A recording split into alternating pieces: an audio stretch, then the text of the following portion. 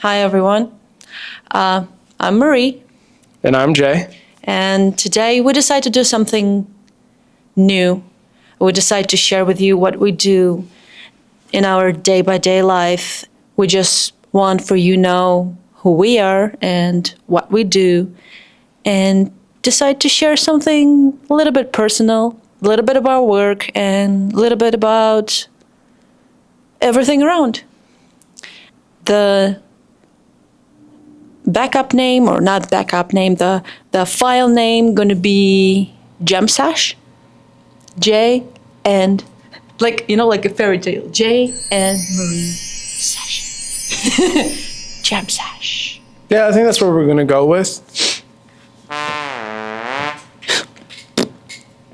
Yeah, I think that's what we're going to go with.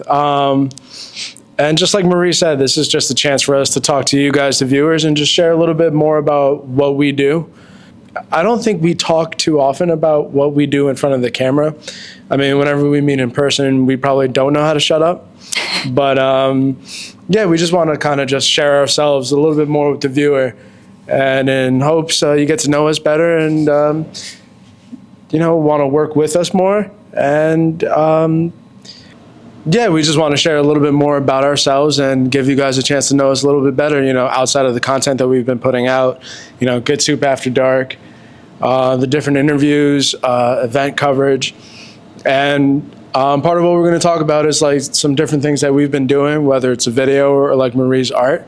And now I want to put Marie on the spot. Marie, tell people about you and how you're an artist and a little bit about your artistry. Yeah, kind of recently you might see my artist profile. I'm an artist, and every 3-4 months I try to prepare myself to big exhibition in our city that calls Pancakes and Booze. They usually do this in underground arts. It's like a nightclub, how I understand.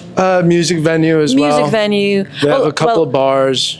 Yeah, I never was there in any time except this exhibitions, honestly.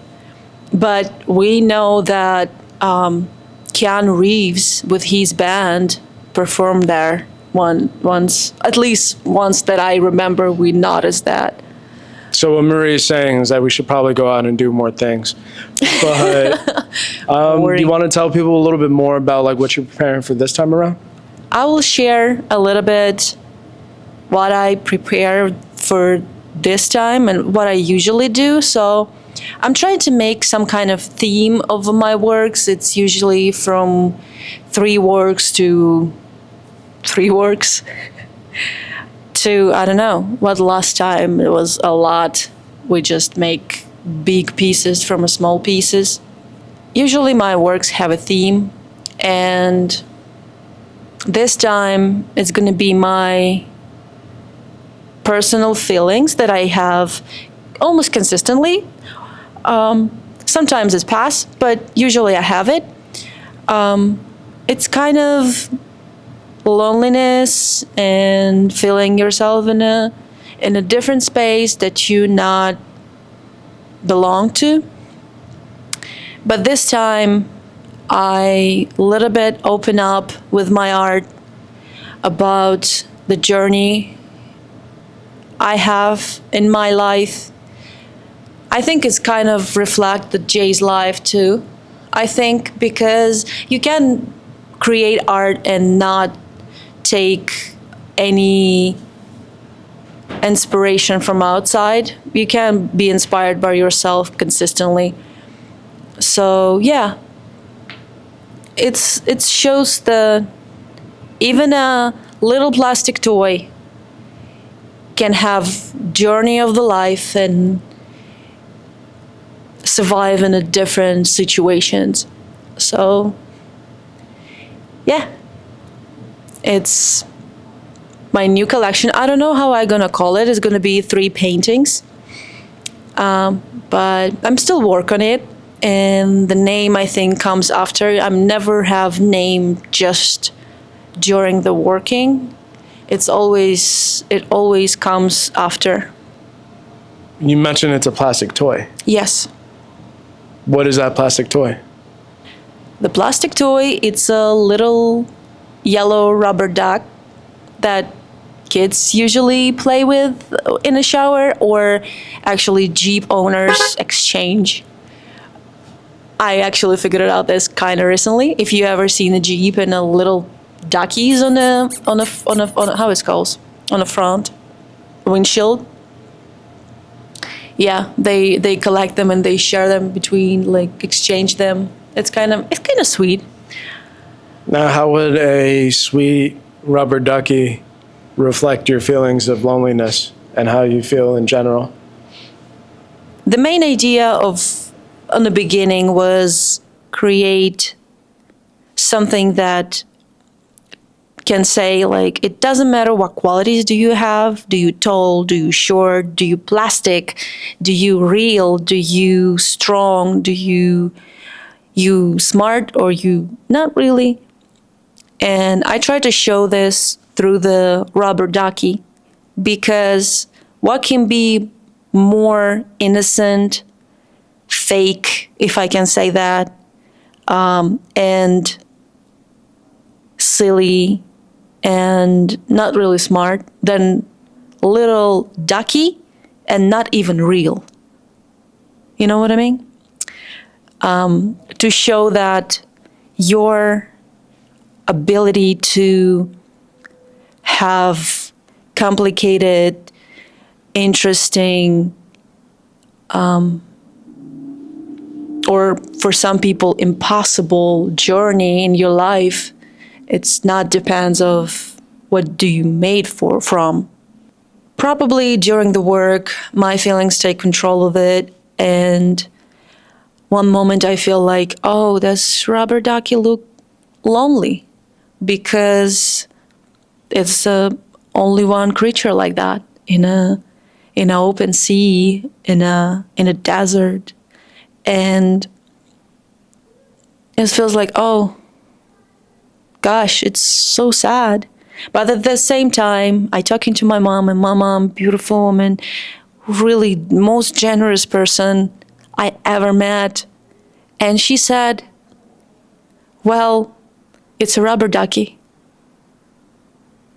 It's not even real. It's really hard to harm it, to destroy it. So this rubber ducky can survive anything.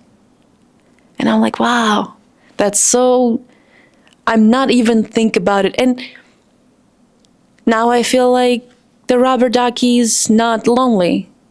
It's just have the goal and just go forward. So it's like you're taking this rubber ducky and you're putting it in situations that people wouldn't normally find it, like putting a rubber ducky in the middle of the sea, and putting a rubber ducky in the middle of a desert, and, or, you know, wherever situation you decide to put it in and it finds itself in. Is that you kind of comparing yourself to, like, your current journey? Like, Marie's been in America for almost two years and 4 months now, I think. Yeah, 2 years and 4 months. Yeah. So, you know, it's been a while, but it really hasn't. America's still pretty new to you, right? I think it's not about America in this situation. Okay. Honestly. It's more about you're already here. And now you not need to figure it out where you are and how you need to deal with the situation. You need to figure it out where you need to go. So I'm just in the next step of grow and going forward. The first step, it was, I'm here, what I must to do, where I must to go. I still learn language, and everything just fall on top of you, and bureaucracy. All of this little things.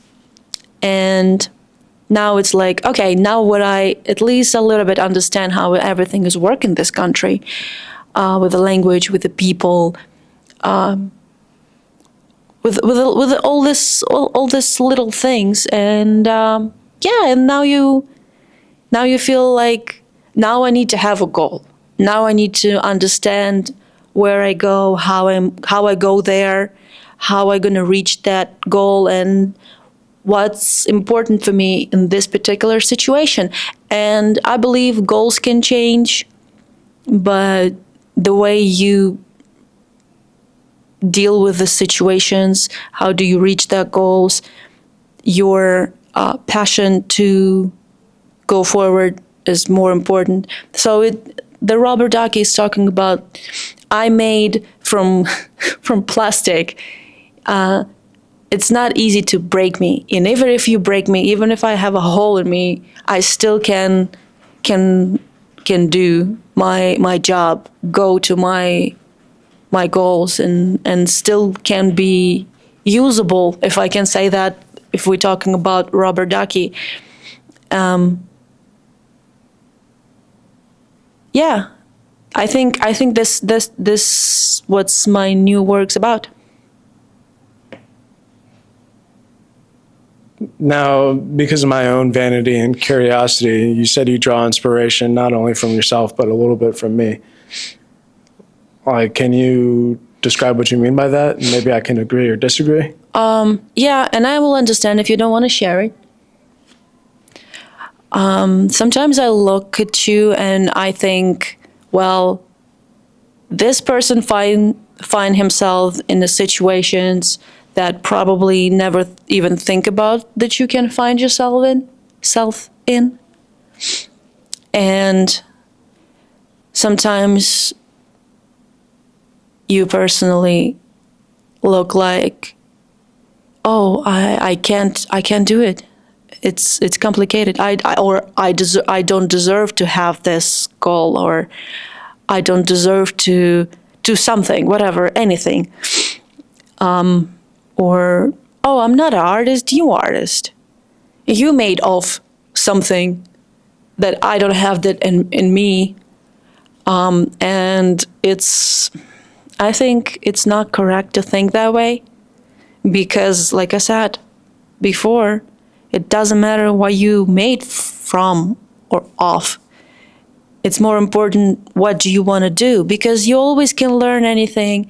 You always can reach any goals in your life. Sometimes, for some people, it can take less time. They can learn faster. They can, I don't know, they have more talent. And some people don't. And I believe in a lots of stuff. I don't have a lot of talent, but I have this, like, I want to do that. And I don't care, even if it's going to be bad. I just have fun to do it.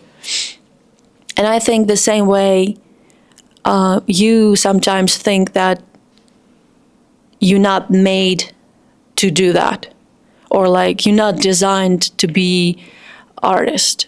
But who decide? Yeah, I guess if I can elaborate on that, or at least speak from my position, it's kind of like this weird limbo I'm finding myself in recently, and it's not so black and white, but it's like, it's the best way I could describe it. It's like me at work as a telecom technician, I'll say, general term, and me in this world of, like, started off with the videography, and now it's getting into broadcast, the podcasting and kind of getting in front of the camera and doing this talking head stuff, between the two of us. Yeah, sometimes, like, a lot of the times I find myself, like, saying, like, I don't belong in this world. I don't know what I'm doing. Like, I'm so out of my element. Like, and then it's not only with this that I'm feeling that. I'm starting to feel that way, like, at work, at a job that I've been doing for 9 years. So, like, same way you see me, like, kind of struggling with the concept of being an artist or just being in the space in general, like, I feel the same way with something that I've been doing for 9 years. And I feel so out of place there too. And, I won't get into, like, the specifics of, you mentioned find myself in situations that I didn't think I would find myself in. And I'm not saying that happens because of what I'm doing. Currently in this space, in this art space, in this video broadcast space, a I'm just starting to like open my eyes more to like different things that I didn't realize about where I am, who I am. I know I mentioned in a previous video, like I used to be a big drinker, and in a future podcast with Red Spade, look out for it. You know, we actually do talk about that. I talk about my own journey with that. And so I've kind of, in a way, not intentionally, but I traded partying and for lack of better terms, bullshitting for doing this. And it's just kind of opening my eyes to like the way I'm living, what I'm doing with my time, and what I'm creating or not creating by spending time doing other things. So it's this weird limbo that I feel. I think I can sort of relate to your paintings because I find myself in the middle of a lot of different situations, in the middle of a lot of different groups and people, and I feel lost and out of place. I try not to show it. Maybe I don't do as good of a job like not showing it, or maybe sometimes I feel like or look like I'm right at home. But it's a little bit of a struggle. That's just where I find myself, and I guess that's why I was like asking like what you meant by what you said, because I can relate to those paintings, and I think if I can say you had the intentions of making the paintings more whimsical and fun, and not that they're like sad and super serious and super dark, but it's not super whimsical. It feels a little more real, a little more rooted in reality, even though it's kind of like an absurd. Mm-hmm. Like a rubber ducky in the middle of the desert. It's like not so absurd that it's not possible, but it's not so common that a lot of people see that. Your paintings feel a little more rooted in reality. Yeah. Mm-hmm. If I can say. Mm-hmm. I like it personally. Thank you. Time out. Yeah. Put them in. Okay. Someone's going to catch you. Someone's going to catch you. Catch you. You right to jail. Yeah, because he wants to jump on the table. Yeah. What catch my attention is when you said that you start feeling more comfortable in the artist zone and less comfortable on a regular job that you have. And because my brain work, I imagine, like when you say something, I imagine something. And I imagine the sand watch, this one, the sand clock. Sundial? Sundial, no, sand. Then you like move it? I know what you're talking about. How it's called? You don't know? Hourglass? Hourglass. Thank you. So it's remind me the hourglass. So you just like one moment, you just like, now I feel like all your sand was on the bottom. And you don't feel like you on top anyway. Because like artists, they're so close to the space, whatever. They're crazy people.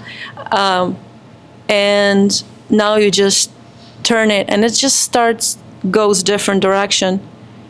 And you just feel less and less interested in a regular job. Do you is actually a question that I want to ask. I recently have the conversation with the girls. We have Shrek night.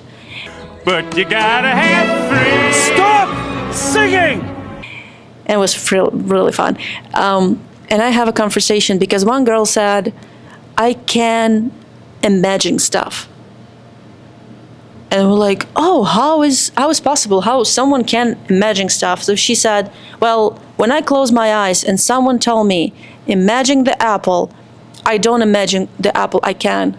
And I'm like, okay, so tell me, like, you cannot imagine anything, so probably you imagine something. So what do you imagine? You imagine color, you imagine the word apple, you imagine the taste of apple or like sound of crunch, because something, you must have something in your mind to remind you about the apple, some information. And she said like, oh yeah, I have this, I have that. And I figured it out that we all imagine stuff differently. And I remember one conversation that I have with my best friend when I told her, like, what is your dream? And she said, oh, I want to have a house, like a small house with a garden somewhere on the suburbs.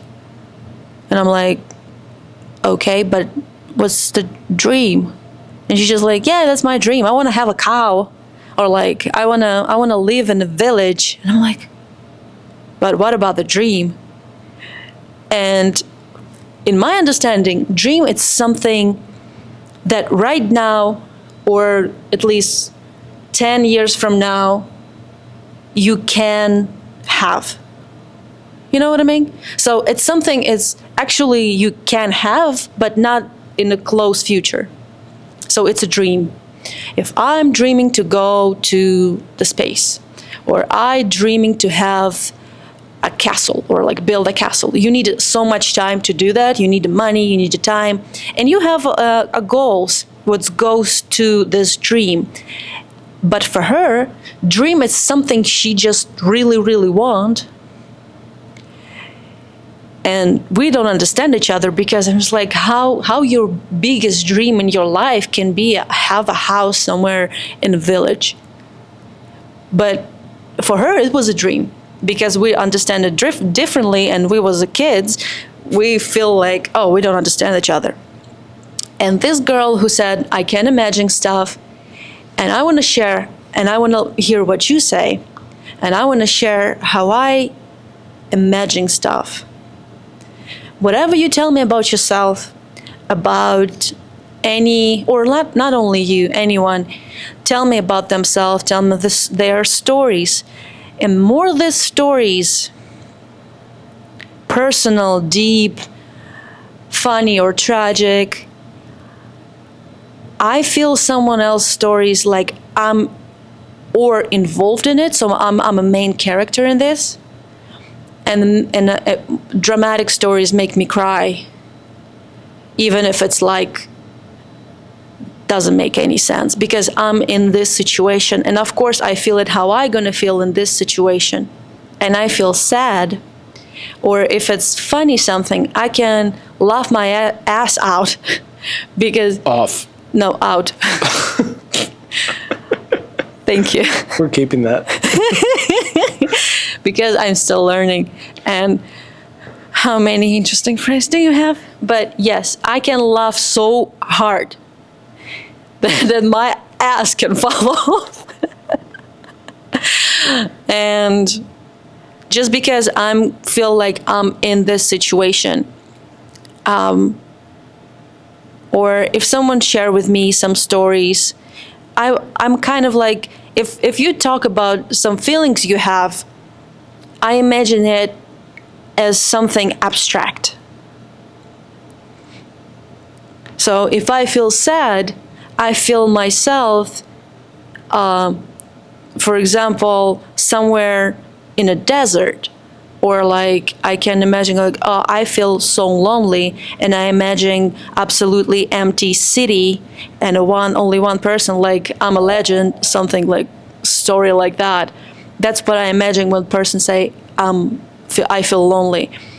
How do you imagine stuff when you hear the story, or when you close your eyes and you like, what's your artistic feeling of something that what comes to your mind when you hear stories, when you imagine something, when you create something? I guess in a way, like I can relate it to just, I want to try to answer this question in the best possible way. Like, for lack of better terms, I'm not like super empathetic to the point where I put myself in the story. I view myself as more of an observer, and don't get me wrong, like if something moves me, it moves me, just like most other people. I try not to imagine myself in other people's situations if people are sharing a personal story, because you're only going to get the best explanation from someone. And that's, as far as like towards my art form, Like, I think interviewing is becoming more and more of that art form for me. And it's like a mixture of, okay, empathy and cold observance. Like, you want to see and hear what's going on. And as a person, you want to be able to relate. But I don't want the empathy to get in the way of me observing and sharing the other person's story. Like, whenever I cut interviews, like, it is from my perspective, like when I edit them, for sure. Like, I think if you handed the same interview to somebody else and they edit it, it might come out completely different, even though it's the same interview. But I try to be, I try to leave the story as authentic to the person as possible. And I think I've been doing that with the podcast too. Like, especially when I first started editing interviews, I try to cut out all the mistakes, all the all the like silent moments, you know? And, you know, I started noticing that, like, it would be too cold. It would be too, like... Impersonal. Yeah. Mm-hmm. You know, sometimes for, like, short form stuff, you need to do that because you got to fit it within that 90 seconds. Yeah. And you might get a good story that's, like, a minute and 33 seconds, and you got to find that 3 seconds to cut out to get within that window. But as far as, like, the long form stuff with, like, the artist profiles we do and the podcasts and the sit-down interviews, I try to let the story, I guess, breathe. And that's how I try to observe and listen and absorb other people's stories too. Just give it room to breathe, give people room to, like, speak. And, you know, people are going to make you feel what they want to feel with the story that they tell you, whether they mean to or not. You know, I'm not going to get too personal with my life story right now. I've done that enough already on, you know, between different podcasts and interviews and stuff. But, like, I've told you things, and I'll tell you something that I know might be sad, but it's not my intention to make you sad. And I'll tell the story, tell the anecdote, kind of get into it. And then I come to look at you and you're just, like, crying, upset. And it's like, why are you so upset? And it's like, well, that was a really sad thing you told me. Yeah, So, I really, like, I want a little bit clarify, because maybe I'm not say it clearly.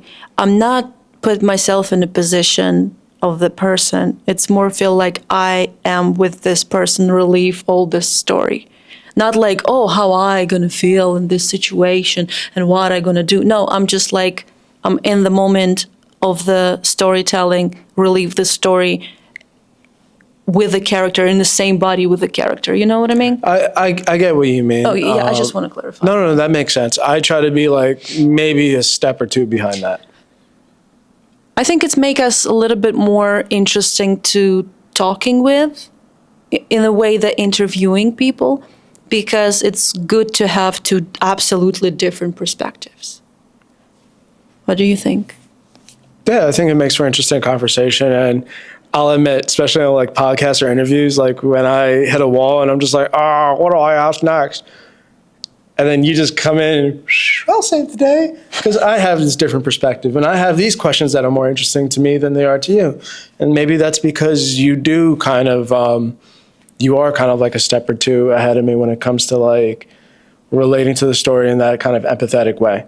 Not necessarily, like, putting yourself in that person's shoes, but it makes you more interested in other aspects of the conversation. And I'm not saying that you're more interested in more things than I am. It's just different things.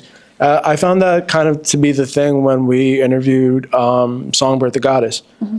I think that's a really good example. You were asking her questions, like, as a woman in the art space. I can't ask those questions. It's not only because you're a woman, but, like, you've been in the art space longer, and you're just interested in different things than, you know, kind of like I am. And I think that's cool. And I think that, like, opens up the conversation more. And then maybe I can come in from my angle with the kind of piece of the conversation you open up and just come at it from a different angle. So I do like our approach, especially with the podcast. And that's why I've really been pushing you, like, to be in front of the camera, to have a mic, to ask questions. You know what I figured it out watching our podcast about the questions we do? What's that? It's usually you more, not politically correct, how to say that? You more asking question like, right TV interviewer, like, with the, it sounds correct, it sounds like topical. When I ask the questions, it's something I just, it just come from somewhere.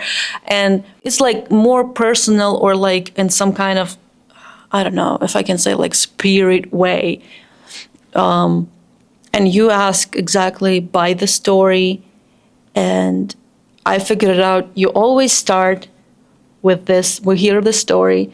And then when it's not like you don't know what answer next, but when your questions is done, but like you understand like that we're not finished yet, then I come in and I ask my question, and now we open up more, not like storyteller, but the person, like more emotional.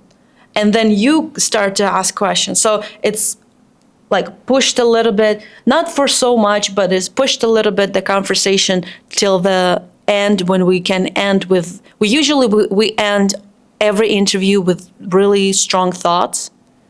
How I figured it out is not just like, that's the end of my story. It's usually like, yeah, you need to pushing, you need to doing. It's more like, yeah, you can do it. You can stand on top of the stairs on the museum of Philadelphia Art Museum and just like do this. Boxing gloves. Yeah, I like our process, and I like how we're figuring it out. Yeah. What do you think about talking on the new project we recently started? Okay, I guess that's a pretty decent segue. So recently, as you may or may not know, we kind of always mention it on these recent podcasts and like a lot of the reels we've been posting on Instagram. We've been working over at the base in Wilmington, Delaware a lot. And this past weekend, January 25th, depending on when this comes out, it might not be this past weekend. I like to get this out before the end of the week. We'll see what happens. However, this past weekend, we did this kind of content creation day over at the base. And like, while discussing with Chris, the owner, like, what kind of like content we would make for people, the idea was to have like performance content, photographers, and kind of like Q&As. And we didn't want to do the typical Q&A. I think he said they already have someone who's going to be doing Q&A. Right, and we didn't want to like... Yeah, do something the same. Yeah, so while we were talking with Chris, like, I noticed the, what do you call the thing that we use? The backdrop? The backdrop, thank you. I'm so well versed in this stuff. Anyway, watch my artist profile. I admit that I'm not. But yeah, I noticed the red backdrop, and we were talking about Q&As, and we didn't want to do a typical Q&A. And the red backdrop really stuck out to me because, red's kind of our color for Good Soup. And I was like, what would an artist want to talk about that isn't a typical Q&A? And the first thing that popped in my mind for some reason, because of seeing that backdrop, was like the Genius Verified Lyrics videos, where artists sit down, break down their lyrics, break down the meanings of their lyrics. Sometimes people get confused on like what words they say in their songs, and they break that down too and tell you what it's verified. And I was just like, well, we're trying to build our own platform, and we work with a lot of artists that are kind of, I keep saying like around our level, like kind of local, not super well known. Some of us have less than 1,000 followers on Instagram. That just on our level, and like everyone, like I would think that like a lot of artists like imagine themselves being on these types of platforms, being on these types of interviews, podcasts, being on like a platform like Genius to break down their lyrics, and instead of vying to try to get on these different spots, it's like, well, we can kind of build our own. So that day we shot with a couple of artists, Janad and B-Roy, And we just kind of had them break down a couple of their favorite songs in the same kind of fashion. You know, they recited the song, they broke down the verses, kind of got into the meanings of the songs and what it meant to them. And it's just kind of a new concept we're trying, and we're calling it The Recipe. Kind of keeping in line with Good Soup, you know, kind of been using a lot of chef emojis and comments and captions and stuff. So I'm just trying to kind of keep in line with that. You know, the recipe, like what makes this song, like what components make up the song to make it interesting and fun, or interesting and thought-provoking. So yeah, by the time this drops, I started a new playlist, Good Soup Productions Presents The Recipe. You know, we cut about a 6-minute interview for each of them and made some reels as well to kind of be the supporting short form stuff. And I'd say compared to some of the interviews we do, I think it's a little bit of an easier format for us because it's really just dependent on the artist and their song. So like our objective really, I feel like, is not to ask so many thought-provoking questions because they already did all the thinking when it came to making their music. You know, we don't need to like the whole point of it is for them to break it down and make us understand what it means. So it's not so much like brain power we have to use to try to understand, because they're going to explain it. It's trying to make them feel comfortable in the space in front of us with our cameras. I think, I wouldn't say it's easier, but it's definitely a lot of like less like probing questions. It's just tell me about your song, recite your song. And most artists who make a song know it back and front and they know the reason why they made it. So that's just what we've been working on. Like I said, our first one with B-Roy is coming out tomorrow, probably well after this is posted. And then we have a few more coming out too. And we hope, I definitely hope that we can make this some type of service that we can provide to artists like on our level in Philadelphia and Delaware. I'd like to kind of, like I said, offer this as a service, as content that artists don't typically put out. What we're doing isn't original. None of what we're doing is this crazy original concept. It's just really just newer for the people that we're working with, because we're trying to make the space where they feel comfortable. Like we're in a world of like fast short form content, you know, like music performance visuals, memes, you know. I feel like this is kind of more like if there's McDonald's fast food and there's like Chipotle fast food, we're kind of like this kind of content is like, especially the short form stuff, like more Chipotle than it is McDonald's. Like we have the full 5-course meal for the YouTube videos. You know, if you like this video, please subscribe. But as far as like the short form and like what we want to offer people, yeah, we just want to offer something a little bit more meaningful than really fast, bright, catchy things. We want to be able to find a way to put thought-provoking, informative things that really expose what an artist is about. In my own opinion, I think is also work because nobody, because not a lot of people who create music have access to these big platforms. But I think most of those people who doesn't have access have much more meaningful songs. And I believe if it's possible for us to give the world to know a little bit about them or talk about these lyrics, or at least maybe someone can, some production studio, some producer can hear it and say like, wow, this person did it.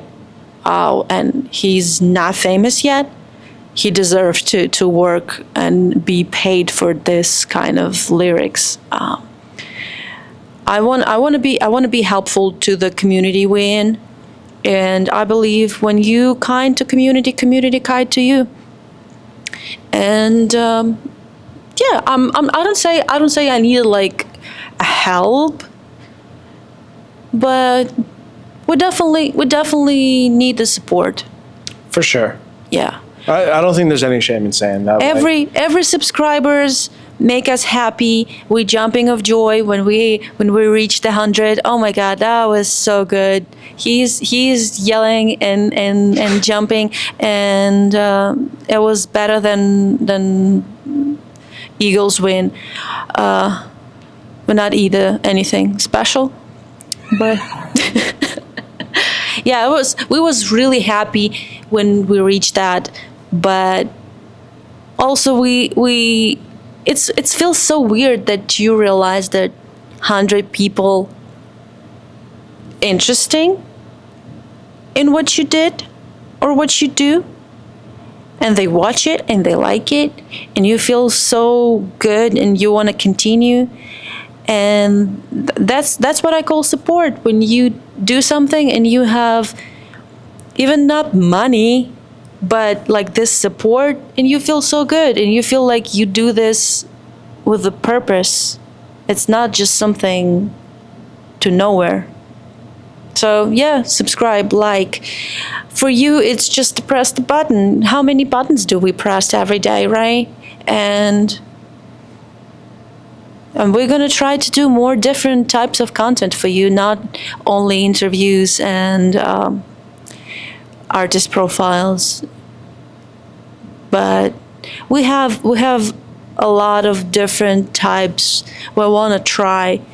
And of course, we're going to need your opinion about it, because we kind of do this for ourselves, but we want you enjoy it too. So it's important. Your opinion is really important, but that's what I tried to say. Absolutely. I think that's a good place to leave it. Okay. This has been fun. And we hope you enjoy this. And I guess until next time. Yeah. We're going to insert some sort of rock guitar music here. Like I said, you said we're calling it the Jam Session, Jay and Marie. Yeah. Jam Sesh. So we hope to do more of these, and yeah, see you soon, guys. Can I show my my doggy? Can you show the doggy that I made?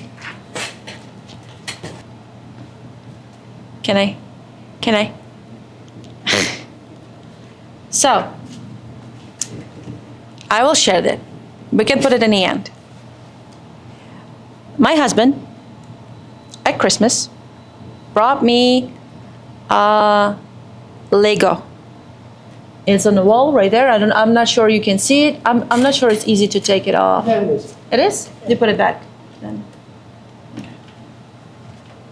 So, at this beautiful piece. Mona Lisa, La Gioconda. It's a Lego.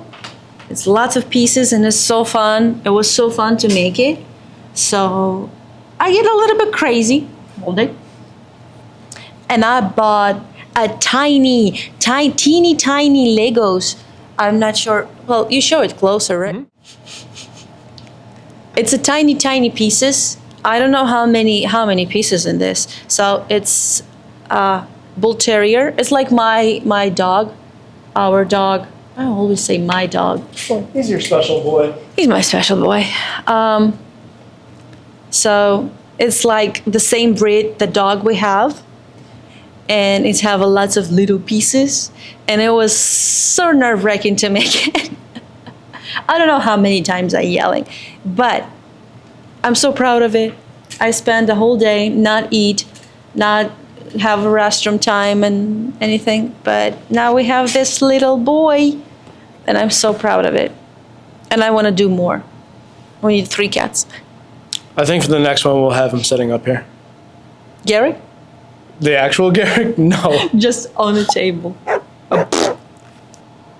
A belly up like you do. Thank you for watching. And good night. Good night. Don't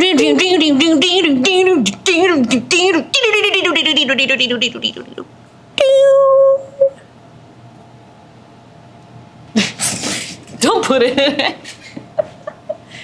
It's a jam sesh.